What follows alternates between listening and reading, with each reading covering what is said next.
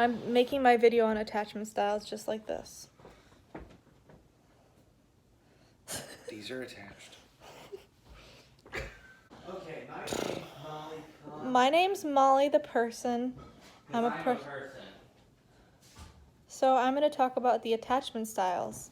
I just made a professional video with the camera and it just felt stuffy, so I'm going to do it on the phone right now. The way we bond with our primary caregiver in childhood oftentimes determines how we end up bonding with our closest relationships in adulthood, which is why the attachment styles are very informative and helpful, because it kind of explores those patterns. So I'm going to break down all 4 of the attachment styles. I am reading some things off the computer here, so bear with me. A bad attachment style? Don't worry, I won't expose you. Well, we're both insecurely attached, but I think I'm an earned secure. But sometimes I go back to my anxious attachment. It wavers. But he's becoming an earned secure. You're on your way. I'm trying to earn these hot dogs right now. This has been on my mind because I have a baby in the belly, which isn't technically where it is, but it's going to come out, and then it's going to form an attachment with me and Franco, its primary caregivers. Shouldn't call it, and it don't know the gender yet. So I've been thinking about ways that I can resolve and become more securely attached for show, so that this baby can become securely attached, because whatever insecure attachment you have, you tend to pass on to your children, and so on and so forth. So a way to break the cycle is to be aware of your own insecure attachment and to try to become an earned secure, which is great hope that you can just become secure. You know, it takes work, but we'll talk at the end about some ways to do that. In case you had to read it. Okay. This is a quick self-test of the attachment style, and we're reading from The Highly Sensitive Person in Love on page 92, if you want to follow along in your notebooks. So, there are 4 descriptions I'm going to read, and whichever you identify with most might very well be your attachment style. And there's more research you can do on this matter, but this is what we're going to do for the sake of this video. All right, number 1. It is easy for me to be emotionally close to others. I am comfortable depending on others and having others depend on me. I don't worry much about being alone or rejected. Number 2. I want to be as emotionally close to others as possible, but I often find that others are reluctant to get as close as I would like. I am uncomfortable being without close relationships, but I sometimes worry that others don't love me as much as I love them. Number 3. I am more comfortable not being in very close relationships. It is more important to me to feel independent and self-sufficient. I prefer not to depend on others or have others depend on me. And number 4.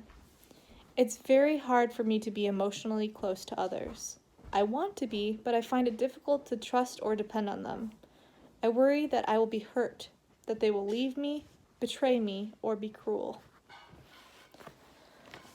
Okay, so our test results are in. So if you got number 1, congrats, you are a securely attached person, and this makes up 50% of us, which is great. And it means that you're comfortable being apart from your partner, and you're also comfortable with intimacy and being close, and in general good at emotional regulation, and just have pretty solid relationships. And now I'm going to talk about the insecure attachments, which starts with number 2. This is kind of where I fall into sometimes. And this makes up 10% of us. So anxious, preoccupied types, they need a lot of reassurance. And they are sensitive to their partner's mood, and they tend to blame others. And they're uncomfortable with being apart from their partner. They take things personally. They idealize their partner, maybe have high expectations for what their partner can be or should be, or the idea of their partner. And they're more prone to codependency, attention seeking, and they may be insecure in the relationship. Sounds awful, but it's also not all consuming. It's not like you feel these things all the time. These are just trouble spots that come up. So you might be feeling pretty solid, and then these are the issues that might come up sometimes throughout your close relationships.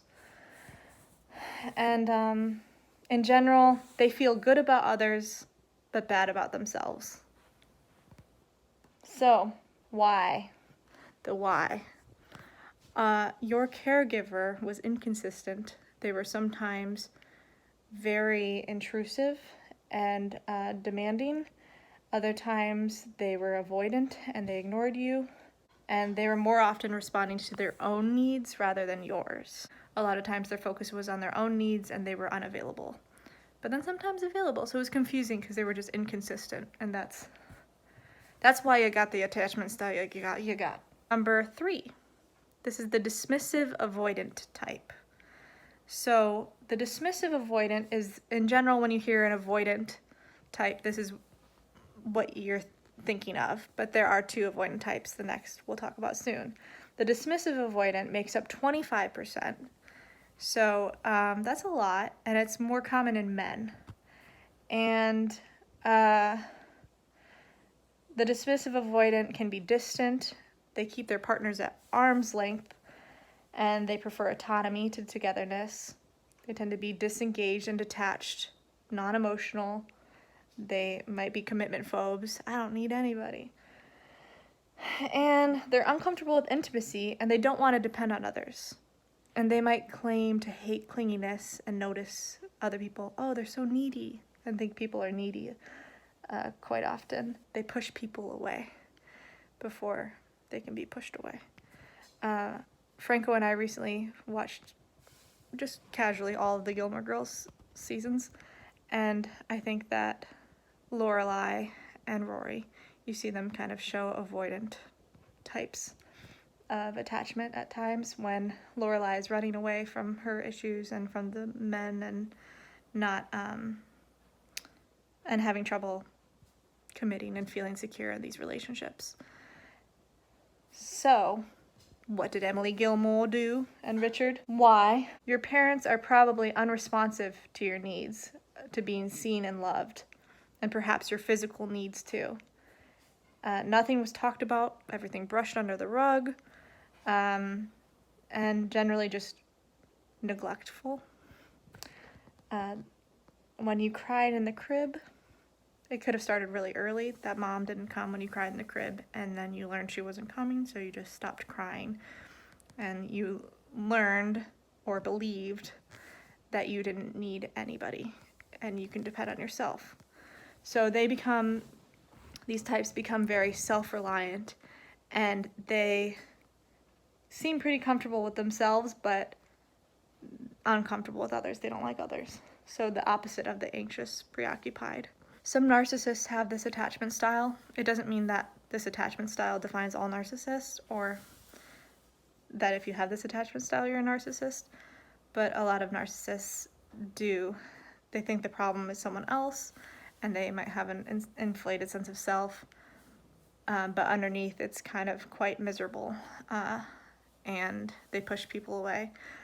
Basically, all the insecure types have some sort of abandonment stuff, but this type isn't going to let you in, or will push you away before it gets too close, or before you can hurt them. What? This stuff's so sad. 4 is the fearful avoidant type, and this type had the most difficulties in childhood. They had the toughest time. This makes up 15% of us, and they have trouble regulating their emotions, and they might repeat patterns of abuse if they haven't resolved some of the trauma. They are highly conflicted, highly aroused, perhaps anxious and shy and depressed and lonely. And they want to be with others but fear rejection, and they feel bad about themselves and others. The caretakers were neglectful or just downright dangerous, either physically or emotionally. They may have been abusive, and they may have been frightening or frightened themselves. Maybe they had high levels of anxiety or depression, and you were constantly in conflict. And the big difference between this one and the last one, the dismissive avoidant, is that the fearful avoidant decides that something is seriously wrong with them, whereas the dismissive avoidant really just thinks it's the other person, or they convince themselves that it is. They're a little bit more self-assured. So our caregivers may do the best that they can, and sometimes you might find siblings might have secure attachment, and then one of the siblings has an insecure attachment, and this could be a product of the parents parenting them all the same, and maybe that one child had different needs and needed to be loved in a different way or something. And if they weren't as aware of that, then that can result in some anxious attachment. So sometimes the parents really are doing the best they can, and sometimes it works for some of the kids and not for the others. And other times, parents are really, really dropping the ball. So, but it's not always just like the caregiver's fault. Like, they're not intentionally trying to screw up the kids. A lot of times they think that they're doing well, and a lot of times they just have unresolved stuff from their childhood. So this is where we can break the cycle by learning about our attachment so that we aren't passing on our insecure attachment to our children, if we so choose to have children. So yeah, and you want to be happy now in your relationships, right? So fix it. Awareness. So you're already there. You're aware of your attachment style. You're learning about it. You're identifying it. And that's what a lot of self-growth is. The first step is kind of being aware of the situation or the problem. Because how can you fix something if you don't know it's there? You have to know you got mold on the roof before you get rid of it. So I think this is why a lot of us are drawn to typology, because it shows our strengths, weaknesses, how we tick. It's great to notice why you're doing what you're doing so you don't trust it as much. And what I mean by that is, instead of maybe you're an avoidant type and you consistently say, I'm just not a relationship type of person. I'm just, I just don't need people. And the more you say that, the more you're wiring yourself to believe that. So being aware that, oh, I'm a dismissive avoidant, this can help you understand more that maybe a more honest realization might be, ooh, my parents didn't come to me when I cried, and I learned that I don't need people. But I'm repeating what I've learned, and I am worthy of love, and connection is important. Thanks for the hot dog. The hot dog fell off. I don't think I'm gonna eat this while I'm almost done. Here, earned hot dog. Earned hot dog. Securely placed in its bun. So instead, avoidant types know that you're repeating what you've learned, but what you learned isn't necessarily true. It's just what you were around. And connection is very important, and I think it's easy to think that you don't need people. And you don't need a relationship to make you happy per se, but we do need people around us, and relationships are important, not just romantic relationships, but bonding with others and intimacy. It's very valuable, and if you're interested in growing, that's something that I'd recommend. Intimacy is great. Practice affirmations and healthy habits, and have grace for yourself when you mess up, and know that it's going to take time, which brings me to my last point, which is patience. You've been repeating these patterns and reinforcing this attachment style since you were a baby. So in a way, you're addicted, and this is your prime mode of doing relationships, at least close relationships.